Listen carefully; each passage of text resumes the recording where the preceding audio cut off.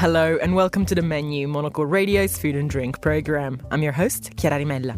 Coming up, we sit down with Alice Lascelles to flick through her new book, The Martini. There is definitely an aura to this drink, and I think just someone saying to you, should we have a martini? Immediately you feel excited, don't you, and sort of in cahoots together.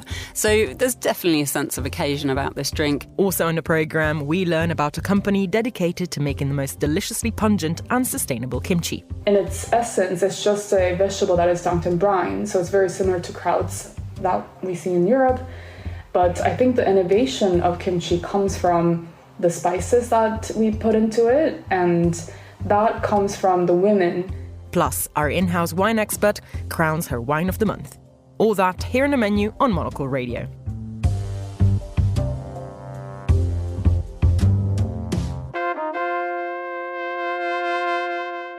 No other cocktail is as classic and revered as a martini.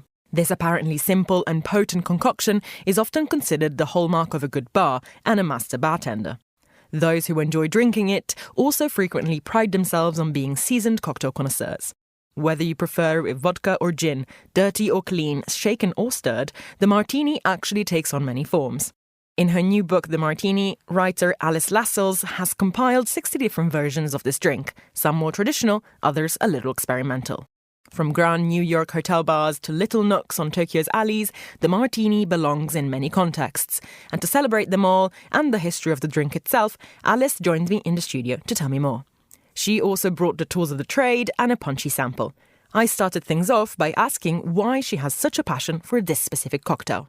Well, first of all, the martini is my favourite cocktail, so doing this book has just been a joy from beginning to end. But I think the more you unpick the martini, the more you realise it's a drink full of so many stories and variations, and all those variations are so sort of compelling, and I think people love debating this drink. So it's a story that never ends, really. It's both a sort of icon, but it's also a really personal drink as well, you know, as personal as how you take your tea. I think it's really interesting that it's something that is so fundamentally simple and basic, and yet there are so many variations of it, so many that you filled the whole book with them. Yeah, I've got over 60 different variations.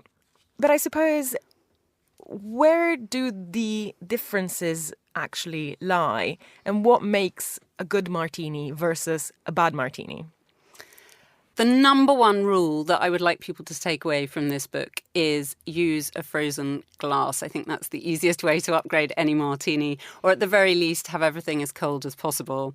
That's essential. You can use the nicest ingredients you like, you can mix the best formula, but if it's not a cold drink, it's not a martini in my book.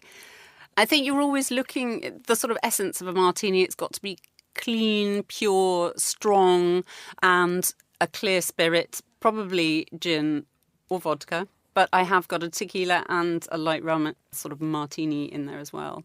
And then you need your aromatized or fortified wines, your vermouth or sherry, something like that to sort of season it.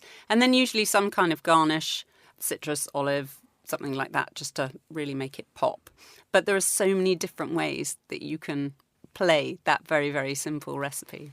Are you allowed to play, or are the purists quite strict when it comes to a classic's a classic? You can't mess with it. You've obviously played around with it, but yeah. Is it allowed, or are the purists a bit upset by the idea of changing it around? Well, I mean, there definitely are people who have wrangled endlessly about what the perfect formula is, particularly in sort of the mid-20th century. There were a lot of kind of middle-aged white guys who argued a lot about what the perfect ratio of gin to vermouth was, really getting down to the decimal point. But I mean, and it's a question I get asked a lot, like, what is the perfect martini? And I'm afraid I'm going to dodge the question a bit and say my perfect martini changes from day to day, and sometimes over the course of an evening as well.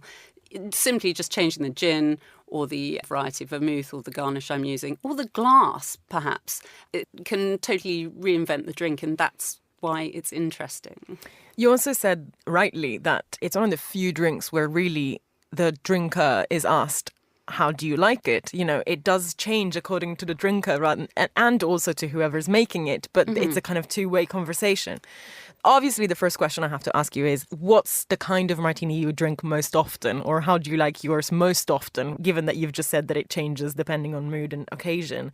And also, I suppose, what does that do to the relationship between the person behind and in front of the bar?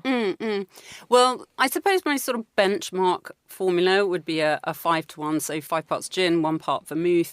I would sort of default to a classic London dry gin, something like Tanqueray or Beefeater or Plymouth I love as well, although there are some great new wave gins too. Love Noilly Prat for dry vermouth, but, you know, something quite mainstream like Martini Extra Dry can actually be great if you want a slightly sort of cleaner, fresher tasting martini. Sometimes a dash of orange bitters as well, which is something people used to do up until Prohibition, and then it died out. But I really like that as well. And then when it comes to the garnish, love an olive, love a twist though as well. And sometimes I will have both, which I know some people find very shocking indeed. Uncouth. But that question about personalisation, I think it's actually a trend that we're seeing across a lot of luxury industries at the moment. If you look at sort of fragrance, for example, or, I don't know, fashion or luggage, personalisation is a really big trend. And the martini is the ultimate sort of personalised drink. And you can have, like people now do in fragrance, a repertoire of fragrances that they wear. You can have a range of different gins and vermouths and play around with those and really make that iconic drink yours.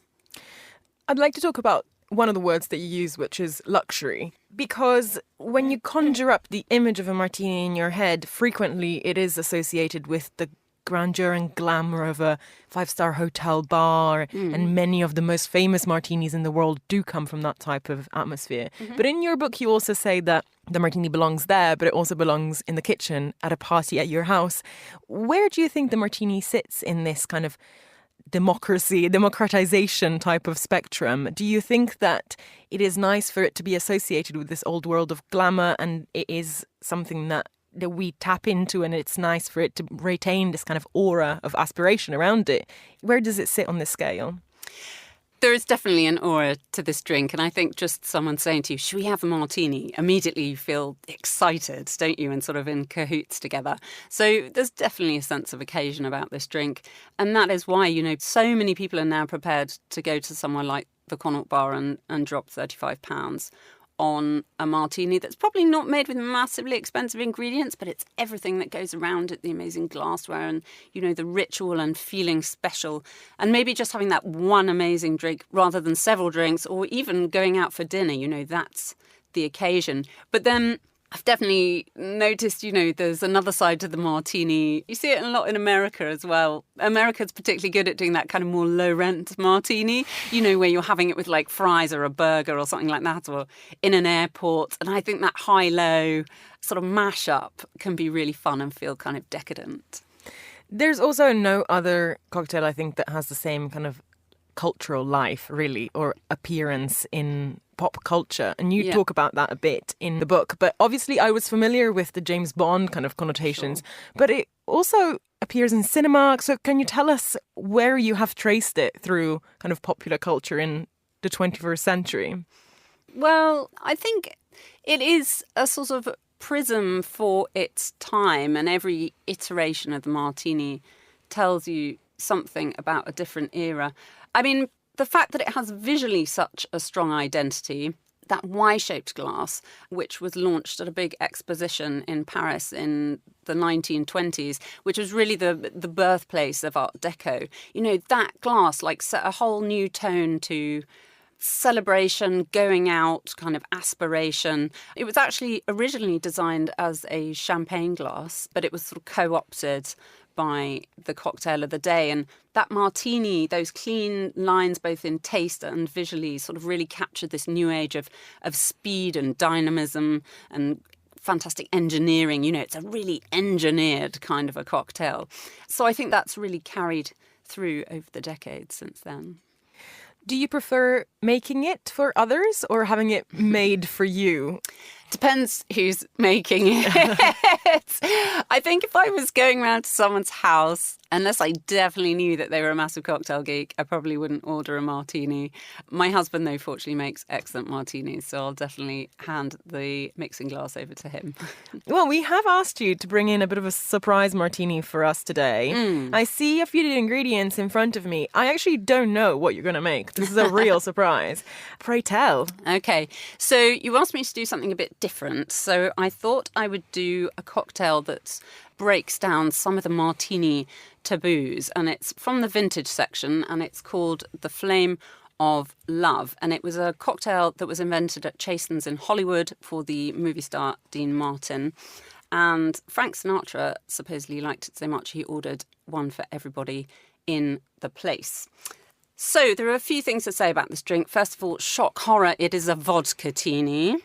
I was going to say, it's a bold move for someone who's coming in here to talk about their book about the martini to make a vodka martini. Well, I quite like a vodka-tini every now and again, and I think they're making a sort of mini comeback, actually, at the moment. So this is a vodka-tini, first of all. It's also got a little bit of pyrotechnics, which we've cleared with the health and safety here, haven't we? And then it's also shaken martini, so that's a bit controversial too. So the first thing we will always do if we're making a martini is freeze our glasses. And we're going to have to imagine that bit because I don't have a freezer here.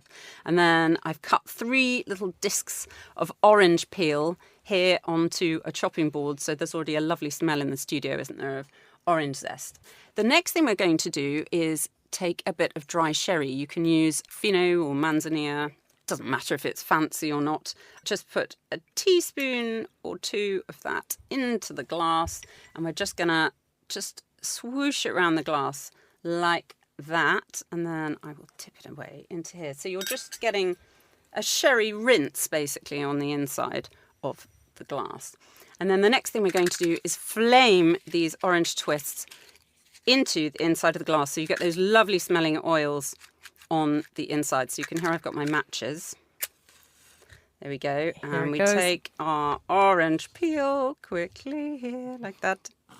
And you get a nice little burst of flames there as the oils scatter on the inside of the glass. And if I just hand the glass to you now, smell it. And we should already be getting some nice smells of sherry and orange already. Oh, that's wonderful. It's good, isn't it? Yeah? It's magic. And that's it, it's not even finished. So the next thing we're going to do is shake up our vodka here. Now I've got a vodka from Scotland called Eight Lands. It's organic. It's made with grains and a mixture of column and pot stills. Now pot stills are used normally to make whiskey, and they create a sort of fuller bodied spirit. So you've ended up with a vodka that's got a bit more character maybe than some of those like really neutral ones. So that's what I'm going to use. I'm going to put my ice in the shaker like that. Got our mixing glass here, and I'm going to measure 50 mils like that. A healthy dose. Into the shaker like that. Put it together, and then we're going to give it a shake now.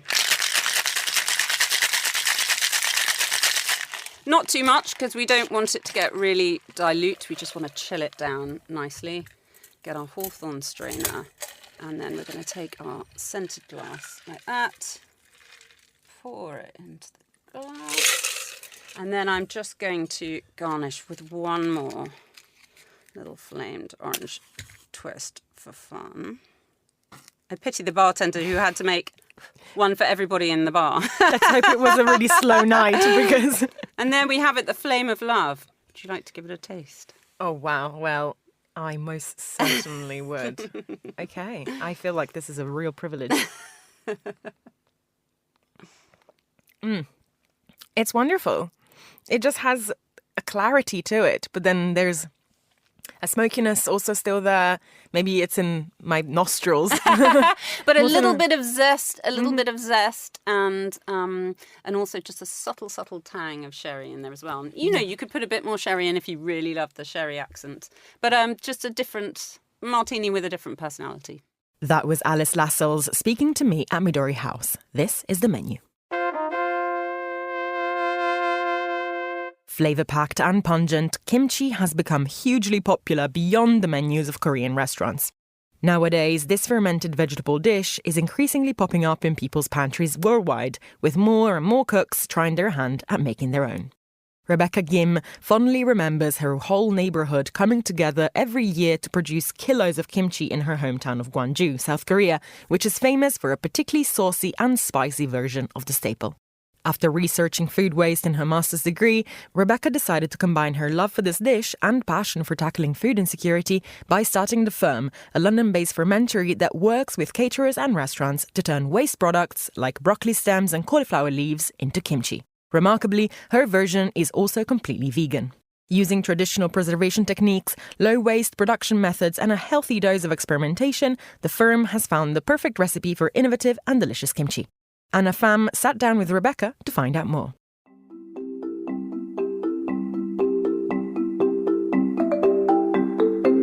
I started about 2.5 years ago. We incorporated the company in December 2021, but we started trading in April 2022. So it's a little over 2 years now. And my background is in design, and I studied in the States for about 7 years. And then I came to London 5.5 years ago to do my master's in food systems. The design course is called Design for Social Innovation and Sustainable Futures, which is the longest name ever. But I focused it on food waste, food insecurity, food sovereignty. So I was able to kind of look into the social and environmental aspects of different food supply chains that exist. So after the master's, I decided to kind of marry my heritage and my research together and create the Ferm. And truthfully, it was because I needed a visa. So I was looking for a way to stay in London at the time. And it was right after Brexit, right after COVID. So sponsoring a visa is very expensive and difficult. So I applied for a startup visa that my university was endorsing at the time as a backup plan. And I thought, okay, well, if I'm going to do any startup, it would have to be kimchi because I'll never get sick of making it or eating it. And my friends and I will joke about how I should sell my kimchi. And I would experiment on the side, just in my own kitchen, with different ingredients that I would have left over and making it into kimchi. I was like, well, that's a good idea. I had no idea how to scale it or if it was commercially viable. But that's the idea that I pitched to get the endorsement. And I got the visa and I was like, oh my God, I have to start a business now. So that's how it all started. But yeah, now 2.5 years, 3-ish years down the line, now I have a manufacturing facility, really good suppliers, really strong relationships with my restaurants and farmers and chefs. The fundamental word kimchi, it comes from the word timche or chimche. Chim or tim means to dunk, and che is a shorter version of cheso, which means vegetables. So in its essence, it's just a vegetable that is dunked in brine. So it's very similar to krauts that we see in Europe. But I think the innovation of kimchi comes from the spices that we put into it. And that comes from the women in Korea who have went through all the poverty and the war. The colonization had brought in different ingredients, like chilies, for example, that came in the 1400s. It's not native to our land, but they decided, okay, we have something here that is slightly antimicrobial. I think if we put this in, it'll help us reduce the amount of salt that we're going to have to put into our kimchi. And that's the insights that they had to create the kimchi that we know of now. And I think for me, the innovation, I really want to honor their creativity and their insights into plants and insights into ferments, how connected they were to microbes than we are now. So I think for me, it's a practice of almost like meditation, to really pay attention to all your senses, your hands, your sense of smell and taste, and rely on time. And it's an act of care. So I think there's a lot of personal and political stance that kind of aligns with how I grew up and how I want to honor the women in my family who have taught me how to love food, cook food, and ferment food. So I think that's the biggest kind of relationship that I have with kimchi, is to like connect me back to my ancestors and the women in my family. I've made some kimchi since I was little with my family, so it's a yearly ritual. We do it around late November to early December, and it's a very collective experience. All the neighborhood comes together. We make literally a pool of kimchi paste together, and we make kilos and kilos of it. So I know from watching that since I was little what goes into it. Of course, none of it was measured. So that took a bit of time for me to get into the habit of measuring things and labeling things. And it took me a couple of months to find the recipe that I have now.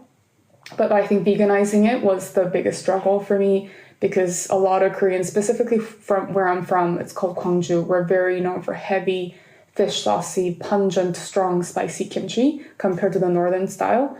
So making a vegan kimchi was just, it didn't feel like real kimchi if it was vegan. So I think having a recipe that could really accommodate to the veganized version of it, it took some time to get there.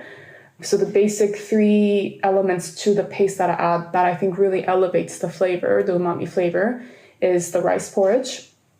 A lot of other kimchi companies add to it as well. It basically is a prebiotic to the probiotic. It's starches that converts into sugar as the microbes digest it. So that's a key element. It also makes the paste very applicable.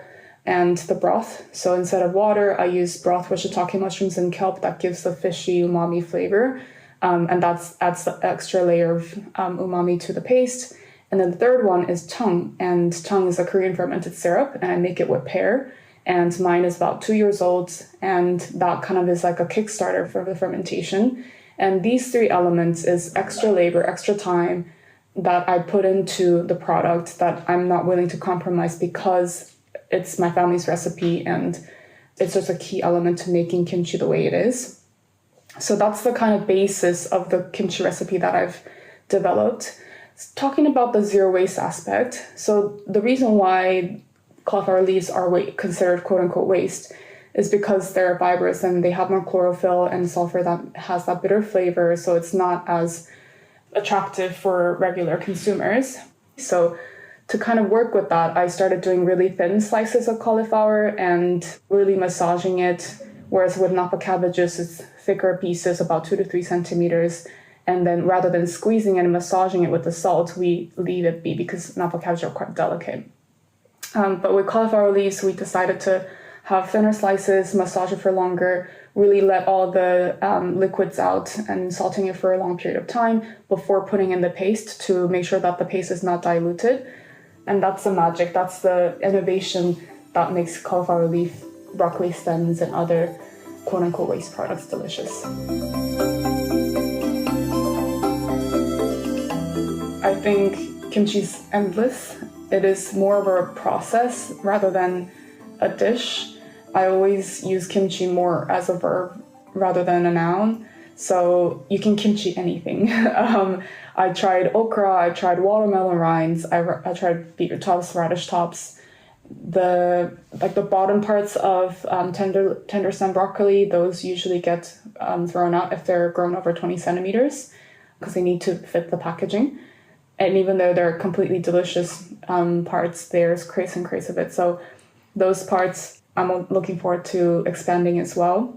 We're also looking into different kind of fruits. So there's a lot of wonky fruits out there. Obviously, there's a lot of innovation that's going around with fruits, but we can make them into chung, the fermented syrup that I mentioned earlier, and that can be incorporated back into our kimchi paste as well. So that's another element I think that could have potential. We have a lot of kimchi juice that is left over after each batch of production, and we reduce it down with some sugar, and that makes a kimchi jam. So that's another kind of even a closer circular economy in our production that can also be a byproduct as well.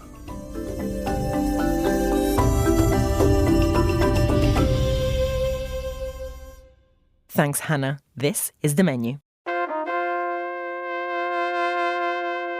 Now it's time for the week's top food and drink headlines. Here is Monocle's Sana Jumani. New studies show that low-alcohol beer sales are booming in the UK. With a post-Brexit overhaul of the alcohol duty system, products under 3.5% ABV are taxed less than stronger drinks, prompting brewers like Heineken and Guinness to launch low-alcohol and alcohol-free alternatives of their most popular products. Demand for these options has increased in the past few years as consumers look for more ways to drink less while socialising, making the UK the 8th largest global market for non-alcoholic beer. The Australian Competition and Consumer Commission is suing Woolworths and Coles, the country's two biggest supermarket chains, over misleading discounting practices on products ranging from Tim Tams to cat food. The Commission alleged that the retailers introduced price spikes on products for short periods before offering them at a discount to the inflated price. The lawsuit comes amid a long-standing debate about the influence of the two retailers, which control roughly 65% of Australia's grocery market. The government plans to implement a mandatory code which would allow regulators to impose massive fines on Australia's biggest food retailers if they violate pricing regulations. And finally, the world's oldest cheese has been found on Bronze Age mummies in China. A white substance confirmed to be Kefir cheese remnants were found spread on the heads and necks of 3,500-year-old mummies. From samples, scientists identified the presence of yeast, lactic acid bacteria, and proteins from ruminant milk. While the cheese was first discovered about 20 years ago, scientists only now have molecular tools that are powerful enough to confirm the substance makeup. Those are the week's food and drink headlines. Now, back to Chiara. Thanks, Sana. You're listening to The Menu. And finally, it's the last Friday of the month, so we're joined by Monocle sub-editor and in-house wine expert Chloé Lake for her pick of Wine of the Month. This week, we're heading to Bulgaria to try a drop of Santimenti Mavrud 2022. Chloé, welcome back to the studio. It's always a good sign when you're in here because it means that we're about to try a bottle of something delicious, which I can see in front of me right now. So pray tell, what are we about to try and where are we going? Pray tell, we are about to try something very exciting. We're going to Bulgaria today. So something very different from last time's Japan. We're heading back west. And yes, I am very excited to open today's bottle with you. Bulgaria, not Yes. a wine country that I'm really familiar with. What is the scene? No, well, there is a scene. There's a lot of wine all across Bulgaria, but specifically where we're going today, we're going to the Thracian Valley. So it's where a lot of Bulgarian wine is made, and it is also the area of the country that kind of thrives. It has the most hours of sun per year. I think it's something like 2,000 hours per year. So it's very sunny, nice and cool, high altitude, great for the grapes. Does have a wine growing scene, unbeknownst to many people. So are we talking more white? Are we talking more red? Like, what is the country known for best? And which of these examples have you brought in today? We are talking big reds today. So we're not going too heavy because I thought we'd lead in nicely to autumn with kind of a lighter to medium-bodied red. But we are tasting a grape called Mavrud, and it's indigenous to Bulgaria. And the name Mavrud is derived from the Greek word mavro, which means kind of I think it means black, and that comes from the skin of the grape, which is a very dark color. And it has really thick skins, which means that it imparts a lot of kind of flavor and color into the wine and really punchy tannins. So we should see that in the wine today, which will be really exciting. So who makes this wine? What's the winery like? What do we know? This wine is from Zagreus Winery in Bulgaria, so near Plovdiv in the kind of Bulgarian winemaking area. And it's from a man called Dimitar Kostadinov, who's a third-generation winemaker in the Thracian Valley. And his father and grandfather bought, I think, about 20 hectares back in 1998 and established this little plot, and it's still being run through the family today. Excellent. And also, it's a grape that I have to be honest, I've never heard of before. So what kind of thing does it resemble, or does it bear any resemblance to any other more kind of big name grapes? Yeah, so, as I said, this is derived from the Greek word mavro, meaning black, and they're kind of small to medium-sized grapes with a very thick, tough outer skin. So that's really imparting a lot of tannins, a lot of color into the wine itself. and also means that it's ideal for wines with great aging potential. So the kind of higher level of acidity that you have in a grape and in a wine prevents further oxidation down the line, and it slows the aging process. So you could keep this in your cellar for a few years more and it would still be absolutely delicious. Well, it's a 2022 that we're trying today, right? So in kind of wine terms, would that be considered young, medium? Like, what are we talking? Well, 2 years on, it's probably not young, but it's still got, a long way to go if you kept it. So, yeah, absolutely. A lot of potential there. And another thing about this grape is it's a late ripening variety. So in somewhere that's very sunny, you don't want it to go too quickly because it will become super sweet and kind of lose all of those flavors. So an interesting thing about the land is that it's harvested on clay soils. And what clay does is it retains that water and keeps a very cool, consistent temperature throughout the vineyard, even though it's really hot, which helps that grape kind of maintain the really slow ripening process and give it that high level of acidity. When we're thinking about kind of autumnal reds, what in this wine kind of speaks autumnal to you? Because I think that early autumn is a very exciting time for wine, actually. Absolutely. You know, you have all the new wines. It's an interesting time for red and for wine in general. Absolutely. For me, when I think of wine, I think, autumn, leaves falling, spices, herbs, all of the joys of slow cooking. And this wine to me is that it's spicy. It's got a bit of black fruit in there. So you kind of have like a late summer feel as well going into autumn. So I think it should be really great. Well, you've mentioned a couple of tasting notes. So I think it's only right that we should get it in the glass. Absolutely.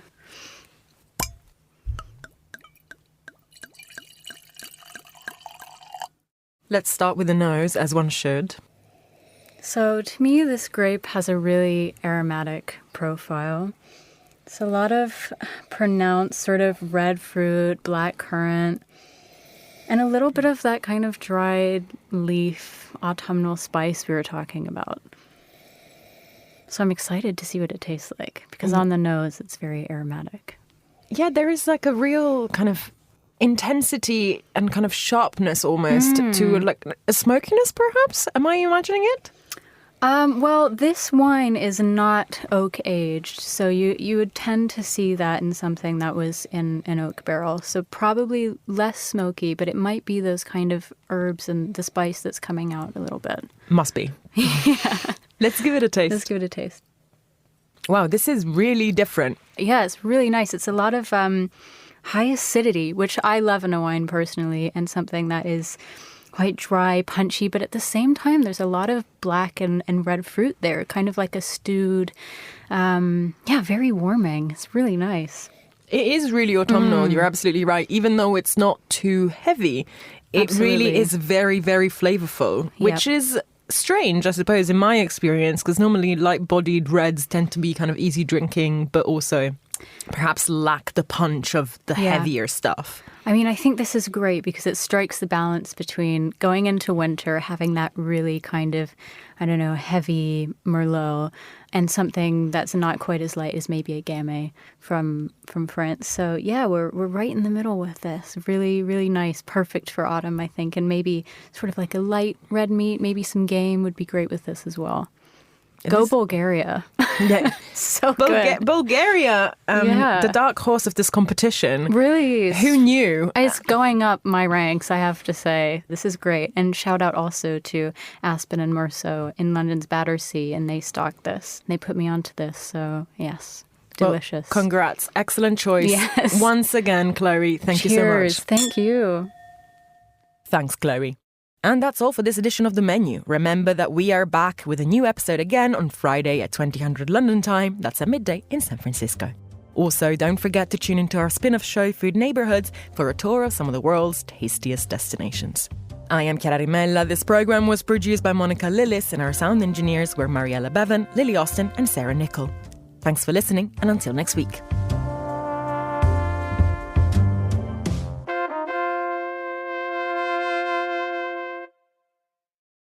When it comes to voicing or acting on our opinions, why are some of us more confident than others? Financial Times readers think fearlessly because they're supported by bold and trusted journalism. Start reading today and bring well-informed ideas to the table, from the latest on the pleasures of food to sustainable farming and the future of wine. Start reading the Financial Times at ft.com.